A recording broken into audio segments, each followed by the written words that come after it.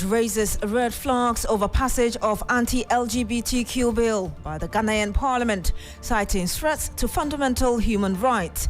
Meanwhile, the Majority Leader Alexander Apanyomarkin says the bill in its current form could suffer a setback in court due to some inherent defects.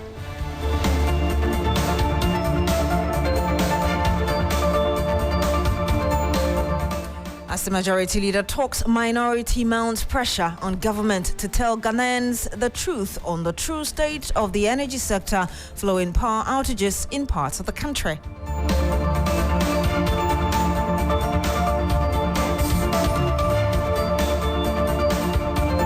We'll bring you some other stories from across the country. Do stay with us.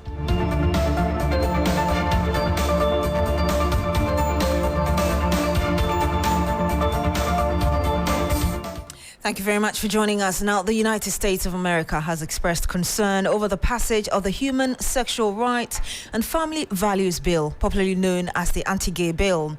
Ghana's parliament yesterday passed the bill, but the U.S. says the passage of the legislation will undermine human rights. U.S. State Department spokesperson Matthew Miller says the bill would threaten all Ghanaians' constitutionally protected freedoms of speech, press and assembly. He adds that the bill would also undermine Ghana's valuable public health, media and civic spaces and the economy. Meanwhile, the UN High Commissioner for Human Rights, Volker Turk, has described as profoundly disturbing the passage of the Human Sexual Rights and Family Values Bill 2024. Volker Turk called for the bill not to become law. But why is this bill upsetting the international community? Let's look at some details of the bill. The name of the bill, which was a proper Human Sexual Rights and Family Values Bill, now proper removed.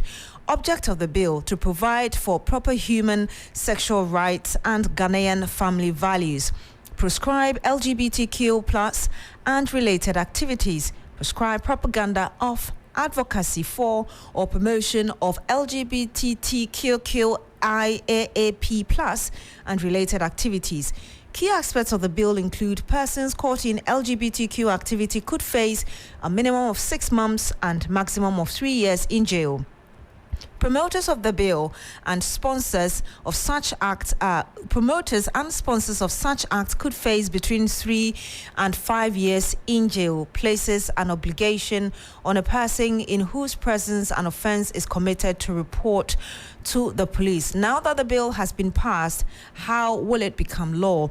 The bill has to be presented to the president for assent. The president will indicate within 7 days after receipt whether he assents to the bill or will not do so.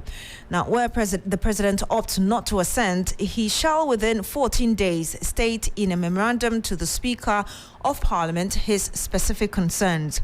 Parliament shall then consider the bill, taking into account comment by the president. The bill would then be passed with 2/3 approval, at least 183 members of the House, and the president must then assent to the bill within 30 days. Now, there have been some reactions. Let's first listen to the board chairperson of the Ghana Center for Democratic Development, CDD Ghana, Professor Audrey Gajepo, who wants a future government to annul the bill if it is assented to. First of all, we will express our grave disappointment, and we will say that it actually, in doing that, would undercut the president's credentials about somebody who throughout his life, his working life as a lawyer, and before he became president, espoused certain values, and those values included protecting minority rights. But we will go to court also, because we believe that we live in a democracy, and if there are provisions in laws that have been proposed or passed that we think contravene the Constitution, then as activists, we ought to go and make sure that the Supreme Court rules on it. That was Audrey Gajepo with a CDD. Now, meanwhile, the Majority Leader of Parliament, Alexander Apanyomarkin, says the bill in its current form has defects that could suffer if concerns are raised about its legality in court. He maintains his colleagues should have allowed further discussions to correct these defects. Yesterday, when they came and they themselves moved for further second consideration, I said, here we are. Then I told them, then let's look at the 12.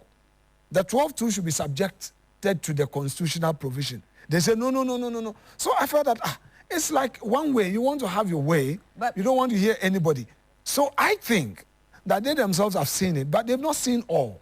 My job has ended in Parliament. A Democrat must concede, accept the situation, and move on. The rest of it is for others to play their role. All right? I have said, as a lawyer, I see serious constitutional issues in there. Yesterday, they attempted to cure some of them.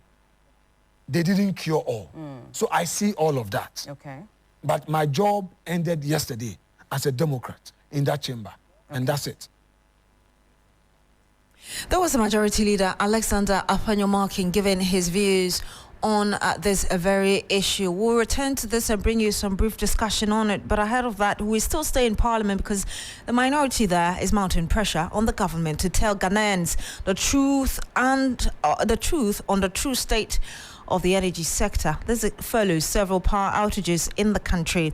Parts of the country, including the capital city, have in recent times been experiencing outages without explanation from managers of the sector. Last night, for instance, several areas in Accra, including East Legon, Adringano, Trasako, Ashaliboche, and part of Tema were plunged in darkness. Some residents of the city spoke to us about the power situation. Usually we don't stay home, right, because we work here in Accra, so I mean, yesterday we go home about 5:36 there, right? Then about 6:37, light went off. It's been off till this dawn when I was coming. There was no light. My phone was off. I'm recharging with power bank right now. If I'm to compare our area, like I would say, maybe it's because of the hospital, the psychiatric hospital, so the light has been on 24/7. Yeah, so if I'm to say like the ECG, they are doing good. Well, I live in Osu. Papaye down to be precise, and we've been experiencing some few times power outages. Yesterday it went off for a while, and then I think after 30 minutes it came back, and as we speak it's still on. We have been experiencing this some few times. Maybe it has gone off for about 7 times if my memory serves me right. And ECG people came to our area to change meters, and then they haven't integrated it into their system. So the challenges we are facing now is that since they changed it, if you are going to buy prepaid, they will tell you they can't see the meter number in their system. Yeah, so many of us went to ECG. They gave them notes that they should come and do illegal, and that when the new ones have been integrated into the system, they will know how to sort things out. Around 7 p.m. last night, we got a power outage. So we waited. Yesterday was very, very bad. The heat, like the feeling wasn't good. And like yesterday, I couldn't sleep. In the midnight, I was just lying there because I was just sweating. There is so guys, there is. Let's all speak the truth. You heard some residents of Accra there. Well, the minority is demanding an explanation. Ranking member on the Mines and Energy Committee, John Jinapo, says the government must act now.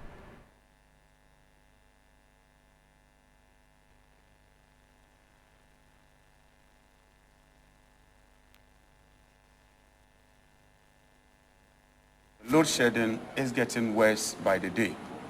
The very day His Excellency the President was delivering the State of the Nation address and boasting, at that very period, the utility companies were shedding load. The situation appears to be exacerbating. Yesterday alone, there was a whopping 530 megawatts of deficits, culminating in curtailment of power to Côte d'Ivoire, to Burkina Faso, and to Togo. You would attest that there was some massive darkness yesterday. Today at 12 p.m., load shedding would commence again. Our investigation indicates that some of the thermal plants are down. Specifically, TAPCO is down, TICO is down, and so they are not generating enough power. But more importantly, there's a lack of fuel in the system. Because of the financial constraints, government has not been able to procure adequate fuel to fire some of our thermal plants, culminating in the load shedding that we're experiencing. 1 month of load shedding is more than enough. This is not sporadic. This is continuous. This is persistent. And we think that the handlers of the power sector should do the onerous thing by informing the people of Ghana so they can plan ahead of time. That was John Jinapo. He is ranking member on the Mines and Energy Committee of Parliament. The Majority Leader, Alexander Penyomarkin, has also been speaking about this, also equally saying that Ghanaians deserve prior notice to the outages. Perfect. I told you that yesterday my lights were on. Today my lights are on. It doesn't mean that I always get light. Sometimes my light go off without notice. So I agree with you that ECG should come out and update us. If for some technical reasons we will not have light, we should know beforehand. And I agree with you on that score. Okay. We shouldn't reduce everything to politics. It's a state institution. It should be able to update Ghanaians because we pay electricity. Yeah. So they should be able to update us beforehand that today you would have light for 5 hours because of A, B, C, and D. So we are clear. So I agree with you. Okay. That call is to my friend Mahama. Mahama, yes. And that was Alexander Penyomarkin. He is the Majority Leader of Parliament. Let's return to our first story about the passage of the what is popularly called the anti-LGBTQ bill. And I'm joined by Michael Osesibe. He's the president of the Humanist Association of Ghana. Good afternoon to you, sir. Thank you for joining us. Thank you, and good afternoon to everyone. First of all, we know that you've had your own views about this bill, and finally it's been passed. Your reaction to it? I wasn't surprised, though, that it was passed because of the vitriol and then the passion with which it was being run through the parliamentary process.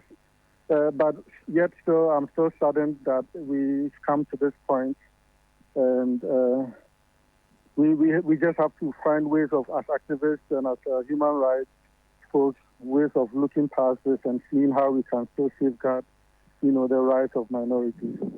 And if you say that how you can still safeguard the rights of what people say minority groups, how are you going to do that? There is, of course, what Prof alluded to, which is the legal route, which is challenging the law on its merits. That I'm sure the legal luminaries amongst us will be looking at. There is also appealing to the empathy and compassion of the people of Ghana, who have been, I believe, mostly misinformed about this whole situation, and appealing to them so that they can, again, the law as it stands seeks that Ghanaians themselves will do the reporting. So appealing to the empathy and then the compassion of Ghanaians, for them to understand that these minorities are also just as fellow Ghanaians and fellow human beings just like them, then we may be able to see if we can mitigate some of the repercussions of this law if it is indeed attempted to. If you choose to go to court, on what basis? A lot of bases. Prof has alluded to a few of them, but mostly on the basis of freedom of speech, freedom of association. A lot of the fundamentals of this law samples on previously established laws, especially on human rights and of course on several other rights that we have signed to internationally. So yes, if it doesn't work in Ghana, we of course have the People's Court as well, the African Court.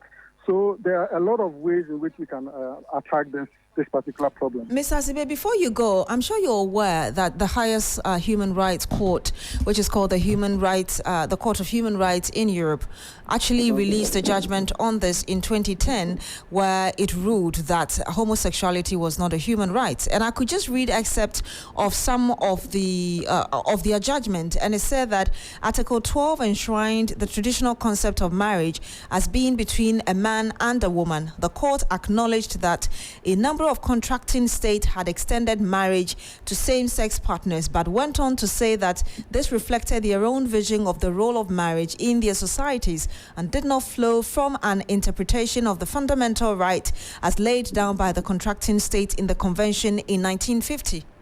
Yes. I am privy to this. But again, this was all about marriage. What we are asking for, no one has ever asked for gay rights or gay marriage rights in Ghana. If it were, it would be called a civil union. No one has ever asked for that. What we are asking for is right to just be, to exist, to not be harmed, to be who they are in body and in spirit. All right, we'll have to end it here. Thank you very much. And that was Michael Osesibe. He is the president of the Humanist Association of Ghana, giving his views there regarding the passage of the what is popularly called the anti-LGBTQI bill. Thank you for speaking to us now. Manager for the 2024 Baumia campaign, Fred Owariansa, says the running mate slot for the NPP flag bearer has not been zoned yet to any region in the country. Some leading members of the NPP have said that the flag bearer will choose his running mate from the stronghold of the party, Ashanti region. But speaking to TV3, the former Suhum MP said Dr. Baumia is not encumbered by any regional considerations as he consults widely to make the right choice. This is really his decision. What I have heard from him say, John Mahama was elected flag bearer like when? Tell me. May last is almost 1 year. Our flag bearer has been flag bearer for barely 4 months. But he's done things that Mahama is here to do. I am sure the speed with which he's moving is one of the things that is driving John Mahama to go and name his running mate. Because he thinks if he's not careful, Dr. Baumia will overtake him in everything and he will look, I didn't want to say incompetent. All right. So this is in due course? This is in due course, but I'm sure he will take the candidate that will best. He has. And you heard the campaign manager for Dr. Baumia, Fred Opare Ansa. Now, you would recall that last month, a former Speaker of the NPP of Parliament and a member of the party's Council of Elders said that it would be sensible to select the running mate from the Ashanti region. Listen. Always the need to balance the ticket. Even in America, almost invariably, when there's a southern presidential candidate, there's a northern vice presidential candidate, and vice versa, and so on and so forth. Because after all, democracy is representation. And it is important, therefore, that every person must feel the participatory nature of democracy. So that is a good step. It appears that there is a feeling generally that if we had a candidate from the Ashanti region, after all, the bread basket of the party, it would be reasonable and sensible to balance the ticket. That was Professor Michael Okoye, former Speaker of Parliament and a member of the NPP's Council of Elders. I'm joined by Dr. Kwesi Amache. He's a political analyst with the KNUST in the Ashanti region. Good afternoon to you, sir. Thank you so much for joining us. Good afternoon, and thanks for having me. Let me first get your thoughts on the statement made by the campaign manager for Dr. Baumia, contrasting it with that of the former Speaker of Parliament, Professor Michael Okoye.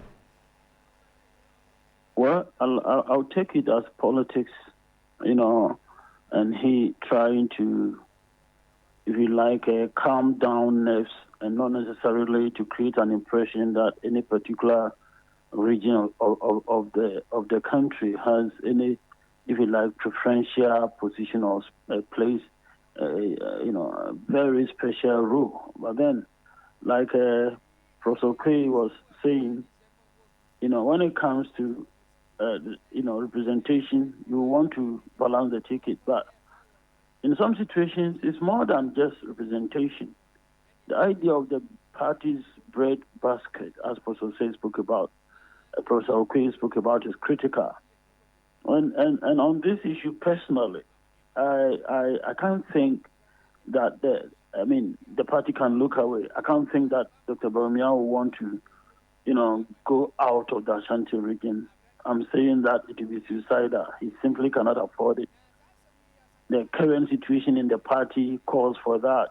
The context in which the whole thing is unfolding in the party also calls for that. One of the things you've mentioned in this submission you're making is that it's politics. Could it also be that it's a strategy perhaps to divert the attention of the opposition, which is also yet to name its running mate? I like to believe that they want to look at themselves and what can inure to their own advantage rather than looking at what opposition, might want to do, because of the fact that the situation that MPP finds itself in is terrible, it is crucial, it's completely different from that of the opposition. So the opposition can afford, to move in whichever way they want to. The MPP can't afford to do that. So I think their strategies should be dictated by the conditions in the MPP itself. We'll have to end it here. Thank you very much. That was political analyst with the KNUST in the Ashanti region, Dr. Kwasi Amache. Thank you for sharing those views with us. You're still here on the Midday News on 3FM with me, Beatrice Adu. Stay with us. When we come back, we'll bring you some more.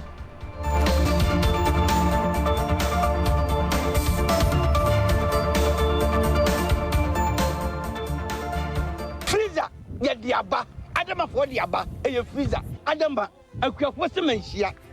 Adama, Metimoso, my sorry. Canino, Obo Moasia. I do for Nobium Unum and San last night. I tell what we did was here. Adama for Adama who said, yet the Adruba Cope, a ship we be a high technology. I could for freezer. When Kwan, and once open your 15 letters. No fugum, what's ya, no fugum. What the bus here, if we be any of us, you, equal to say, over Timono. Then we sure say. Mention Tassia. Then what's enough for now? Freezer, when up a day. Freezer, Tassia, a person does so among. I'm winning. Omtina me. Me what's he got? Omtina me. But you may not do some doom. Adama, with that Adama, no queer. Adama, you can't resist. Benya Adama West Africa for a dream, or baby bear a tongue cry on way you. I say, Kayona Kinkai in Choya, a dream. 3FM 92.7 Urban Lifestyle Radio Station. And you're still here on the Midday News on 3FM with me, Beatrice Adu. Thank you for staying. Now, the Ministry of National Security has intensified its campaign of the See Something, Say Something initiative in basic schools in the country. Ministry for the National Security launched the awareness campaign in May 2022 aimed at protecting the country against terrorist attacks. See Something, Say Something also forms part of Ghana's operational strategy in collaborating efforts between security agencies and the citizenry to safeguard the borders of the country. George Quaining is my colleague. He joins me live with the latest on this. George, what more can you tell us about what the National Security Ministry is saying about this? Good afternoon. Thanks, Beatrice, for having me. And so this very initiative was launched by the ministry some 2 years ago. And as you're aware, there are threats of terrorism in the sub-region and even in the world. And so as a nation, we are not immune to all these things. So it's a reason they launched this. And so today they decided to engage stakeholders, and the schools are part of the stakeholders, basic schools. So today we did 4 basic schools in Osu. And I must say it was an educative tour. And, with schools, there's this unique way of teaching them, especially students, something that would stick in their mind. So there's this abbreviation that they use, that is salute, as is the specific features of the suspect you've seen. If you see someone in a suspicious activity, you just have to look for the person's, specific features.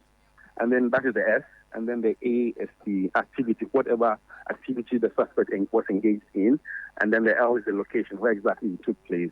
And then the U is the uniform, what outfit the person was wearing. And the T is the time, and exactly is in the morning, in the afternoon, or in the evening. And the E is the equipment. So if it's a gun, if it's a knife, you should be able to identify it. So these are some of the things that will help students to really report suspicious cases to the security service, so that they can take, any further decision. So it's been an educative tour, if you ask me. George, I'm wondering whether you've spoken to the children who are being educated. Yeah, I spoke to some of them, and clearly they are ready to help with their part, because as it stands now, security efforts cannot be done by government alone. So it's a complementary effort. So they are ready to assist in any way that they can. So they are very excited about it, and they've learned a lot, Beatrice. I've learned that when someone tries to attack us, we should dial 999 so that we can contact the national security, or we should use them and use the word salute. I learned about the Ministry of National Security, and they talk about salute. And they said the S is for the specific feature, and then the A is for the activity, L is for the location, U is for the uniform, the attires that they are wearing, the T is for the time that the activity went on, and then the last one, the E, the equipment that they used.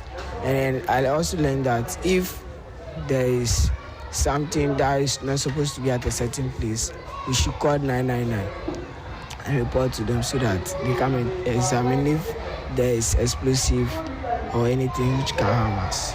I learned about the short word when you are in trouble, you can use to call the police, which is salute.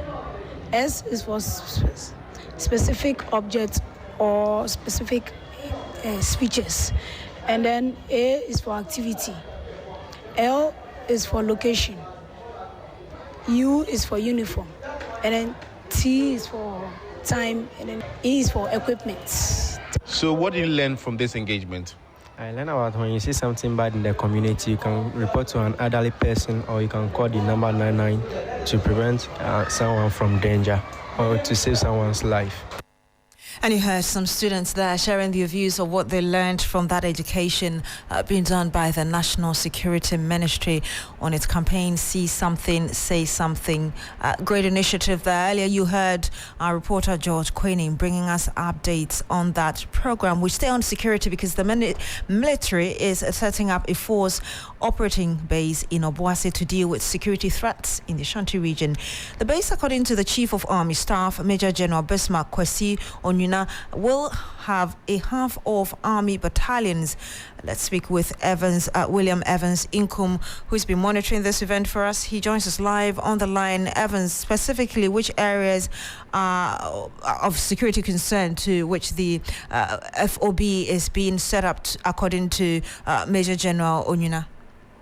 All right, so on sessions of Angogo the Ashanti, last year there were some sporadic attacks or clashes between some illegal miners and security personnel. Of course, when they had entered some of their shafts in search of gold deposits.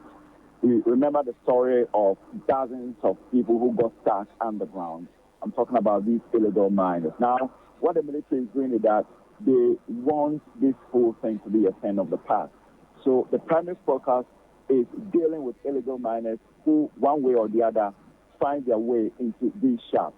Then beyond that, they are also looking at security in general, as far as the Ashanti region is concerned. Of course, here we have the 4 battalion of infantry, but it does appear that the setting up of the FOB is going to complement the efforts of the 4 battalion of infantry in ensuring peace as far as averting any security threat as far as the Ashanti region is concerned. How are people reacting to this news from the military? Well, so for the illegal miners, or let me put it this way, small-scale miners who have been caught in some of the shafts, they are not happy about it because they are also saying that there haven't been enough job opportunities for them. And so they think that this is a particular target on them. And the leadership, I understand, is preparing to come out with a statement. We don't know what is going to be, what the statement specifically is going to entail, but I can tell you that from a few interactions with them, they are not happy about this particular development. Thank you very much, Evans Inkum there. He's our correspondent in the Ashanti region. Let's get a quick conversation. Let's have a quick conversation with Wakam, and I'm joined by the technical director, Kwekwa Fari. Good afternoon to you, sir. Thank you for joining us. Good afternoon, Beatrice, and thanks for having me. Because of time, I'll ask you two questions in one. I know you operate in these communities. First of all, what do you think is contributing to these increasing security threats, the reason for which the military has found it necessary to set up an operating base, and what your recommendation would be, bearing in mind the experiences we've had with military in our communities? Well, thank you. I think, first of all, we should understand the dynamics within the Obuasi area. Well, Obuasi has been a place that has seen mining for so many years, I think for over 40 years or so, within the current Minerals and Mining Act that we do have there. And the concession of Anglo Gold, it's so big that it spans about the Obuasi municipality and some of the Amansia districts. So most of the lands there have been ceded to Anglo Gold Ashanti for mining. And this has been the greatest challenge for most of the people there. As the other people who also feel that they can also engage in these mining activities.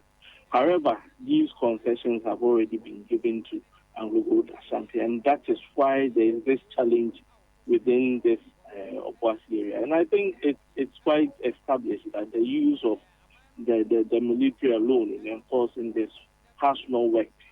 And it's something that we cannot go by just having these military units within the area. It will not address all the concerns of the people. So you wouldn't want this to go on? You wouldn't want the base to be set up at all? I'm not saying a base shouldn't be set up, but what is the main purpose? Is it just to address or to enforce? Enforcement of the law is one aspect, but we know that in Obuasi the dynamics go beyond that. Now the concession is greatly for Anglo Gold Ashanti. There are a teeming number of youth or people who are involved in the mining as well within that area. How do we address those concerns? I'll have to end it here. Thank you very much, Kwekwa Fari. He is Technical Director for WACAM. Thank you for speaking to us. My name is Beatrice Adu. Thank you very much for joining us today. Have a good afternoon.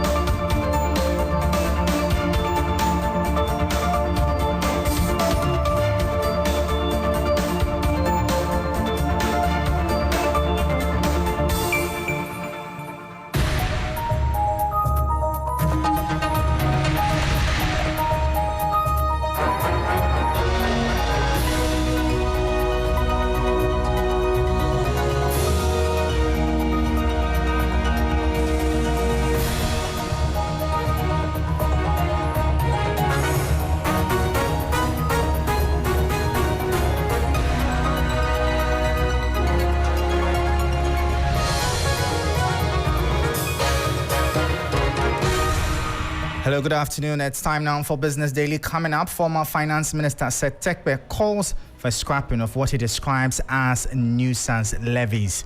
Also, National Insurance Commission moves to restore customer confidence in Ghana's insurance sector. Plus, Ranking Member for Finance Committee Isaac Adongo laments over the negative impacts of the cedi depreciation on Ghanaians. This and many more coming up shortly. I am Michael Obodu. Please do stay.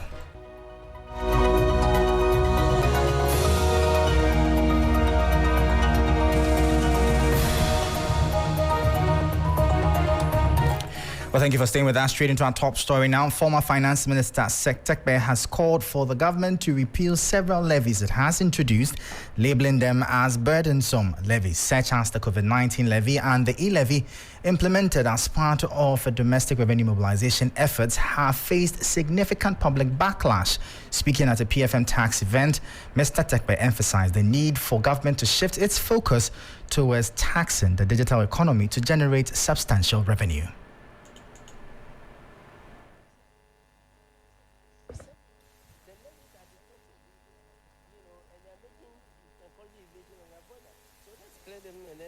Give them for the tax regime.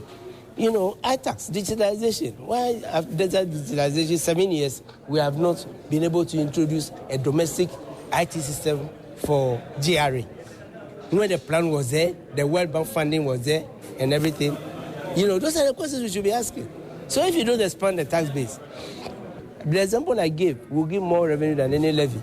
An importer whose information is given to his domestic tax office that he's not paying through the team, it will bring him more money, than the levy. They are not bringing more money.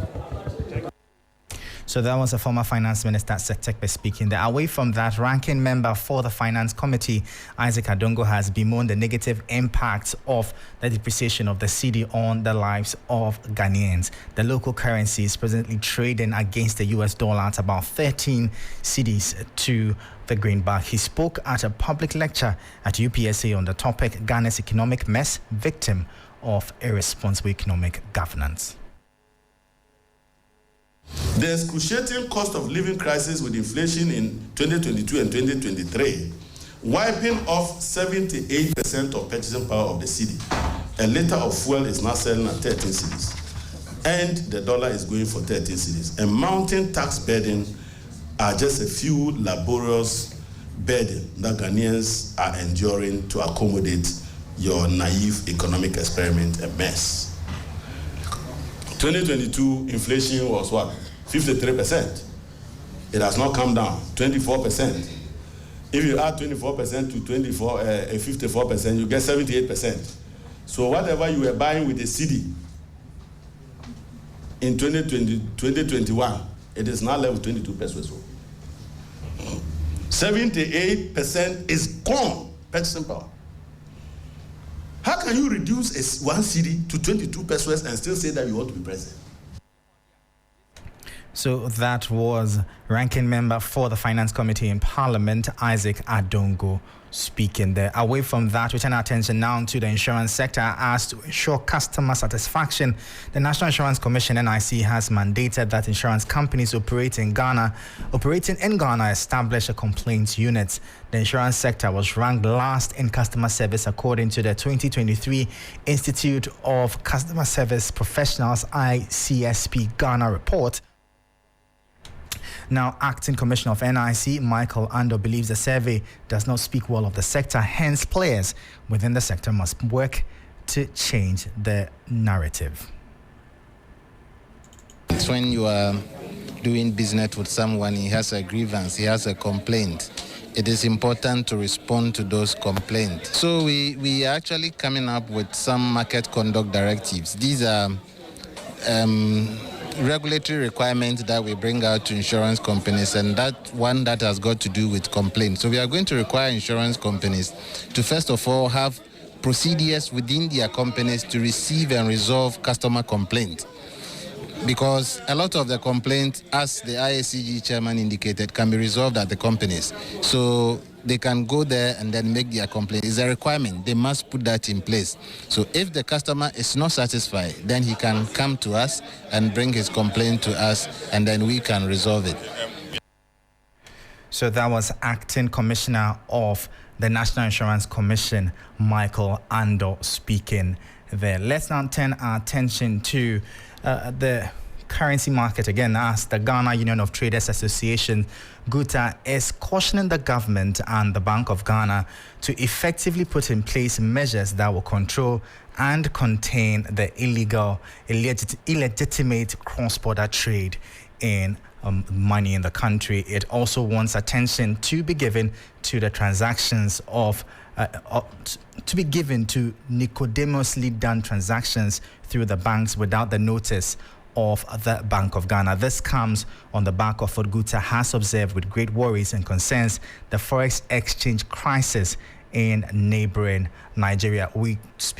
Joining us via the phone right now is the president of the Ghana Union of Traders Association, Dr. Joseph Obeng, to comment on the matter. Well, we'll bring you that interview in our subsequent bulletins. That'll be all for today's edition of Business Daily. For more business stories, please check out our website. It's 3news.com. A recap of our top stories now. A former Finance Minister, Seth Tekpe, calls for scrapping of what he describes as nuisance levies. And the National Insurance Commission moves to restore customer confidence in Ghana's insurance sector. Plus, ranking member for the Finance Committee in Parliament, Isaac Adongo, laments over the negative impact of the cedi depreciation on Ghanaians. Well, we have joining us via phone now the president of the Ghana Union of Traders Associations, Guta, Dr. Joseph Obeng. Thank you so much for your time. A very concerning statement you have there. What really are the issues? Hello. Hello, Dr. Obeng. Thank you so much for your time. You are live on 3FM 92.7. I am Michael Obodu. Please tell us, we've cited your statement. What really are your concerns?